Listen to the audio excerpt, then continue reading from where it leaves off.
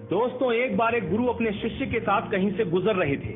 चलते चलते वो एक खेत के पास से गुजरे। खेत बहुत अच्छी जगह पर था। वहाँ की जमीन बहुत उपजाऊ थी, पर उस खेत की हालत देख के लगता था कि उस खेत का मालिक उस पर जरा भी ध्यान नहीं देता है। पूरी तरह से उजाड़ सी हालत थी उस खेत की। खैर, दोनों को बहुत प्यास लगी थी, तो वो खेत के बीच में बने एक टूटे फूटे घर के सामने पहुंचे। दरवाजा खटखटाया। अंदर से एक आदमी निकला। उसके साथ उसकी पत्नी और 3 बच्चे भी थे। सभी फटे पुराने कपड़े पहने हुए थे। गुरु ने पानी मांगा। उस आदमी ने उनको पानी पिलाया। फिर गुरु ने उससे पूछा कि भाई साहब, आपके पास इतना बड़ा खेत है, ना वहाँ पर कोई फसल है, ना फलों के कोई पेड़ हैं, आखिर आप अपना गुजारा करते कैसे हैं? आदमी ने जवाब दिया, जी हमारे पास एक भैंस है, वो काफी दूध देती है, उसको बेच के कुछ पैसे मिल जाते हैं और बचे दूध का सेवन करके हमारा गुजारा चल जाता है। क्योंकि शाम काफी हो गई थी, तो गुरु और शिष्य ने रात को वहीं रुकने का तय कर लिया। आधी रात को जब सब गहरी नींद में सो गए, तब गुरु ने शिष्य को उठाया और कहा कि चलो चलो, हमें अभी यहाँ से निकलना है, पर जाने से पहले हम उस आदमी की भैंस को पहाड़ से गिराकर मार डालेंगे। ऐसा करने का शिष्य का जरा भी मन नहीं था। उसे ये बहुत गलत लगा, पर वो गुरु की बात को टाल नहीं सका, तो वो भैंस को मारकर रातों रात वहां से गायब हो गए। ये बात शिष्य के मन में बैठ गई थी। 10 साल के बाद वो शिष्य एक सफल आदमी बन गया, तो अपनी गलती का पश्चाताप करने के लिए और उस आदमी की मदद करने के लिए अपनी कार से उस खेत के सामने पहुंचा। पर वहां उसने देखा कि उजाड़ खेत एक शानदार फलों के बगीचे में बदल चुका था। टूटे फूटे घर की जगह एक शानदार बंगला खड़ा था।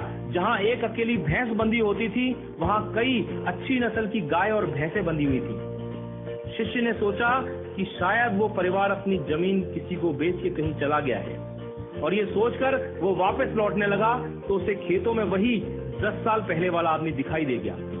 शिष्य उसके पास पहुंचा, बोला, शायद आपने मुझे पहचाना नहीं, 10 साल पहले मैं आपसे मिला था।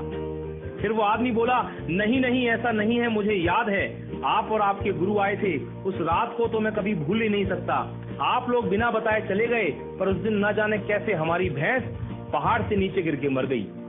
कुछ दिन तो समझ ही नहीं आया कि क्या करें, पर जीने के लिए कुछ तो करना था, सो लकड़ी काट कर बेचने लगा। पैसे आए तो खेत में बुआई कर दी। फसल अच्छी हुई तो उसे बेच के फलों के बगीचे लगा दिए। काम अच्छा चल पड़ा और आज मैं आसपास के 1000 गांवों में सबसे बड़ा फल व्यापारी हूँ। शिष्य बोला, ये काम आप पहले भी तो कर सकते थे।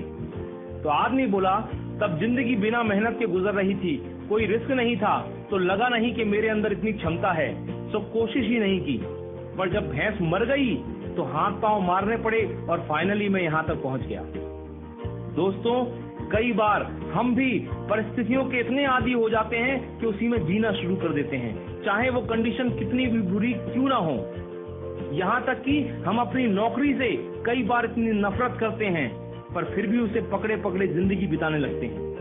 कई बार नए अवसर के बारे में हम बस इसलिए नहीं सोचते क्योंकि पुराने से हमारा दाल रोटी का खर्चा निकल रहा होता है। हम डरते हैं रिस्क लेने से, और सिर्फ इन्हीं वजहों से हम कभी अपने फुल पोटेंशियल को रियलाइज नहीं कर पाते।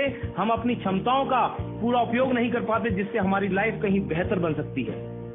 दोस्तों, सोचिए कहीं आपकी लाइफ में भी कोई ऐसी भैंस तो नहीं है जो आपको एक बेटर लाइफ जीने से रोक रही है। आपने कहीं उस भैंस को बांध के तो नहीं रखा है, और यदि लगे कि ऐसा है तो आगे बढ़िए, हिम्मत करिए और काट के फेंक दीजिए उस रस्सी को जो आपको बांध के रखी हुई है। दोस्तों, आपके पास खोने के लिए सिर्फ वो एक भैंस है, यानी जरा सी चीज, पर पाने के लिए आपके पास सारा जहान है। Sky is the limit. मैं शैलेंद्र सिंह, आपका दिन शुभ हो।